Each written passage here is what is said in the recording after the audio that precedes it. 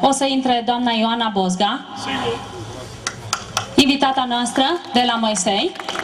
O să vă facă deschiderea, domnule Turda, după care regalul dumneavoastră. Continuă. Am să rog ansamblu Cercănelu să poftească aici în spate și să rămâneți pe scenă până domnul Gheorghe Turda. Stăm și noi în culise să o urmărim pe solista noastră. Bună ziua, dragii mei, și bine v-am găsit! Vă mulțumesc din suflet, mulțumesc frumos domnului primar de la Borșa, doamnei viceprimar, doamnei directoare de la Casa de Cultură Borșa.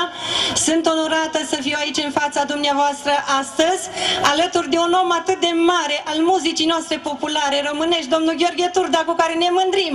Aplauze pentru domnul Gheorghe Turda! Veniți lângă mine, domnul Gheorghe!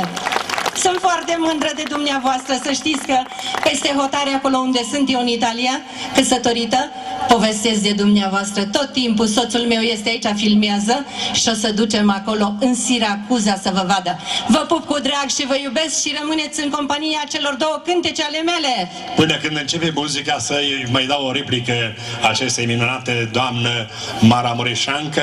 Domnule, cândva în filmul Daci, dacă vă amintiți, secvența când un soldat roman s-a îndrăgostit de o fiică de dac. Și coliba în care s-a întâmplat idila, și de fapt de acolo a fost punctul de naștere a poporului român, se spune în istorie, într-o colibă în munții, Dacii de atunci. Cerga de pe Pătuț era făcută pentru film, pentru acest moment, de mama mea, de la Săpânța. Știți cergile de la Săpânța dungate. Dacii s-au răzbunat pe romani și au dat foc colibei. Și bineînțeles, exact cu Florin Piersic, bravo.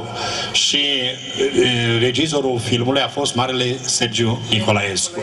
Și și-a amintit mult cât am stat de vorbă, cât eram împreună, de această întâlnire între el și mama mea când i-a dăruit cerga.